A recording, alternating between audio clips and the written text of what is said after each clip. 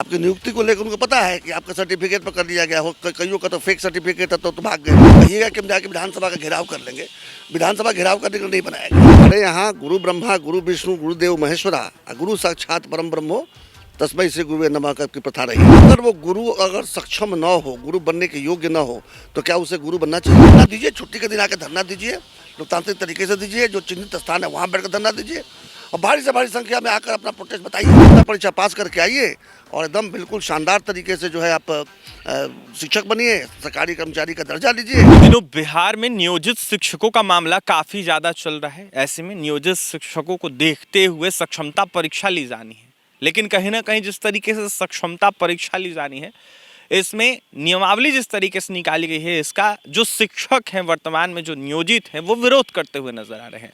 प्रदर्शन करने की भी बातें कर रहे हैं नियोजित शिक्षक, लेकिन कहीं ना कहीं देखा जाए तो बिहार के शिक्षा विभाग के द्वारा यह कहा गया है कि अगर कोई भी शिक्षक पठन पाठन छोड़कर देखा जाए तो बाहर आंदोलन करेंगे तो उनके ऊपर कार्रवाई की जाएगी। कई सारे मुद्दा है, कई सारा सवाल है, तमाम मुद्दों पर चर्चा करेंगे। हमारे साथ बात करने के लिए सारण MLC सचिदानंद राय हैं। सचिता जी, लगातार नियोजित शिक्षकों का मामला बिहार में चल रहा है, कई सारी मांगे कर रहे हैं। नियोजित शिक्षक कह रहे हैं कि सक्षमता परीक्षा ली जा रही है वो ठीक है, लेकिन जिस तरीके से ऑनलाइन मोड में परीक्षा ली जा रही है उसका हम विरोध कर रहे हैं। मैंने परीक्षा का विरोध कर रहे हैं कि परीक्षा का तरीका का विरोध कर रहे हैं? तरीका का विरोध कर नहीं, तरीका का नहीं विरोध कर रहे हैं। आप तो अपना ज्ञानवर्धन कर लीजिए। वो परीक्षा का विरोध कर रहे हैं, वो सक्षमता परीक्षा देना नहीं चाहते। सरकारी कर्मचारी का दर्जा चाहिए उनको, लेकिन सक्षमता परीक्षा नहीं देंगे। हमारे यहाँ गुरु ब्रह्मा गुरु विष्णु गुरुदेव महेश्वरा गुरु साक्षात परम ब्रह्मो तस्मै से गुरुवे नमः की प्रथा रही है। अर्थात गुरु को जो है सो ब्रह्मा विष्णु महेश और परम ब्रह्म की जो है सो तुलना में रखा गया है, क्योंकि गुरु अपने शिष्यों को ज्ञान देते हैं और उनका फ्यूचर संवारते हैं, भविष्य संवारते हैं। अगर वो गुरु अगर सक्षम न हो, गुरु बनने के योग्य न हो, तो क्या उसे गुरु बनना चाहिए? तो जो शिक्षक इसका विरोध कर रहे हैं उन्हें कहीं ना कहीं पता है कि सक्षमता परीक्षा पास करने की योग्यता नहीं रखते। अगर योग्यता आप नहीं रखते हैं, अगर सक्षम नहीं है, तो आप मेरे बच्चों को कैसे पढ़ा सकते हैं? मैं तो नहीं चाहूँगा कि हमारे बच्चों को पढ़ाएं। और आप अगर कुर्सी में बैठे रहेंगे तो हमारे बच्चों को पढ़ाओगे? तो ये तो नहीं हो सकता। सक्षमता परीक्षा पास करके आइए और एकदम बिल्कुल शानदार तरीके से जो है आप शिक्षक बनिए, सरकारी कर्मचारी का दर्जा लीजिए और आने वाले बच्चों के आने वाले भविष्य को संभालिए।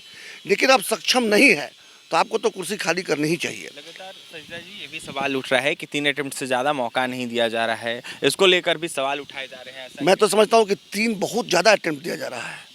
आपको तो जब परीक्षा ली जाए तब आपको पास करना चाहिए। आपको तो 3 अटेम्प्ट इसलिए दिया जा रहा है कि पता है के पाठक जी को कि आपकी नियुक्ति किस प्रकार से हुई है। आपकी नियुक्ति को लेकर उनको पता है कि आपका सर्टिफिकेट पर कर लिया गया हो, कईयों का तो फेक सर्टिफिकेट है तो भाग गए लोग। लेकिन जो सर्टिफिकेट लिए भी हैं, बिहार में सर्टिफिकेट कैसे मिलता है हम लोगों को नहीं पता है। दाखिला लीजिए, सीधे परीक्षा दीजिए। बीच में कुछ बच्चे पढ़ते हैं और कुछ नहीं पढ़ते, पास तो सब कर जाते हैं। तो सर्टिफिकेट के आधार पर जो किया गया है उसमें तो ये तो नहीं चेक किया गया कि आप सक्षम है कि नहीं है। यानी कि अयोग्य शिक्षक बिहार किसी कहीं भी नहीं चाहिए। आप ब्रह्मा विष्णु महेश के दर्जा का बनेंगे और आप उसके योग्य भी नहीं रहेंगे, दोनों काम नहीं हो सकता। अब रहा सवाल कि ये लोग इतने दिनों से काम करते आए हैं, तो इसी सरकार के संरक्षण में हुआ है काम। वो आज वो उनकी उम्र भी हो गई है, अब वो कहाँ जाएंगे? तो उनकी योग्यता के हिसाब से पुनर्नियोजन कहीं और करना चाहिए। सरकारी कर्मचारी का दर्जा मिलना चाहिए। अगर कोई क्लर्क बनने लायक है तो योग्यता देख के क्लर्क बनाइए, कोई प्यून बनने लायक है तो प्यून बनाइए, विद्यालय में हो सकता तो विद्यालय में बनाइए, नहीं तो सरकारी दफ्तरों में बनाइए, दूसरे जगहों ले जाइए। उनको बेरोजगार मत बनाइए, उनके रोजगार से मत छीनिए उनसे। लेकिन शिक्षक तो नहीं रह सकते और वो सक्षम नहीं है। तो मेरा स्टैंड बड़ा साफ है। अब रहा सवाल प्रोटेस्ट की जो बात करते हैं, पीसफुल प्रोटेस्ट करने का लोकतांत्रिक अधिकार है, लेकिन फिर उसकी कुछ सीमाएं भी बांधी गई हैं। आप कहिएगा कि हम जाके विधानसभा का घेराव कर लेंगे, विधानसभा घेराव करने के लिए नहीं बनाया गया है। आपको अधिकार ही नहीं है, क्योंकि उसमें सिक्योरिटी कॉम्प्रोमाइज़ होता है। तो इस तरह सड़क भी जाम नहीं कर सकते। तो आपके लिए स्थान चिन्हित है, कहाँ बैठकर आप प्रोटेस्ट कर सकते हैं। लोकतांत्रिक अधिकारों को भारी से भारी संख्या में पहुँचिए। अब कह रहे हैं कि विधानसभा घेरेंगे, तो विधानसभा घेरेंगे तो निश्चित रूप से विद्यालय छोड़ के आएंगे। वर्किंग डे है, आपको तो वहाँ बच्चों को पढ़ाना है। आप छोड़ कर चले आइएगा तो विभाग तो कार्रवाई आप पर करेगा, क्योंकि आपको तनख्वाह देती है वहाँ पर काम करने के लिए, ना कि आके यहाँ पर धरना देने के लिए।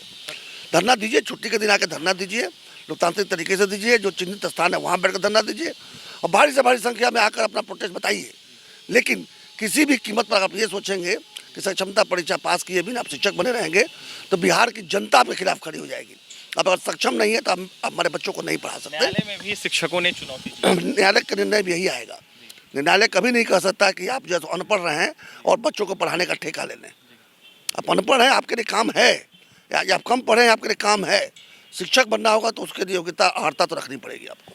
आते हैं हम सिलेबस पे। सिलेबस को लेकर भी कहा जा रहा है कि जो ट्री 1 ट्री 2 का जो एग्ज़ाम हुआ बीपीएससी के द्वारा शिक्षक बहाली को लेकर, उसी के तर्ज पर जो सवालात है वो पूछे जाएंगे सक्षमता परीक्षा में। ऐसे में शिक्षक कह रहे हैं कि ऐसा क्यों कहा गया था कि नॉर्मल परीक्षा होगी, लेकिन अब जाकर बीपीएससी के तर्ज पर एग्जाम। बिल्कुल बीपीएससी के तर्ज पर होगी, क्योंकि आपको सरकारी कर्मचारी का दर्जा मिलने जा रहा है।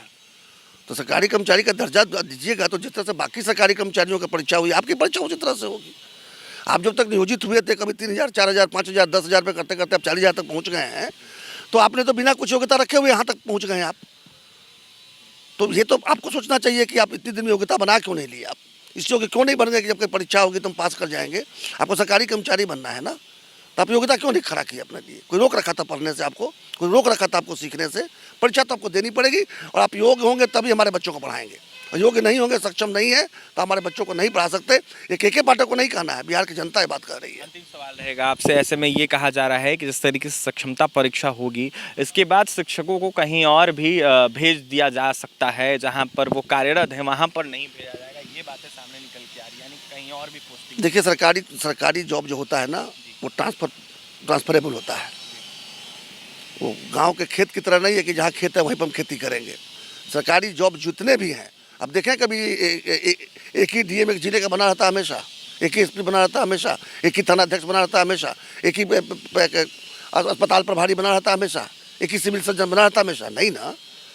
तो आप जब सरकारी कर्मचारी होंगे तो आपका तो ट्रांसफ़र भी होगा। तो देखिए, आप सरकारी कर्मचारी होंगे तो आपका ट्रांसफ़र तो होगा ही। ऐसे में सक्षमता परीक्षा तो देनी ही होगी। आप योग्य होंगे तभी तो हमारे बच्चों को आप पढ़ा पाएंगे। ऐसे में क्या कुछ कहते सारण एमएलसी सच्चिदानंद राय। आपने सुना है जिस तरीके से नियोजित शिक्षकों को देखते हुए सक्षमता परीक्षा ली जानी है, इसको लेकर अपनी तमाम प्रतिक्रिया दे रहे थे। तो वहीं यह साफ कहते हुए नजर आ रहे थे कि न्यायालय में अगर चुनौती शिक्षकों ने दिया है तो न्यायालय के द्वारा भी कहीं ना कहीं जो देखा जाए तो वही जवाब मिलेगा जो सरकार कह रही है। तो वहीं सक्षमता परीक्षा दे के पास करना होगा नियोजित शिक्षकों को। और भी तमाम खबरों के लिए NBC 24 के साथ बने रहे पटना से सहयोगी अमित के साथ अभिषेक की रिपोर्ट।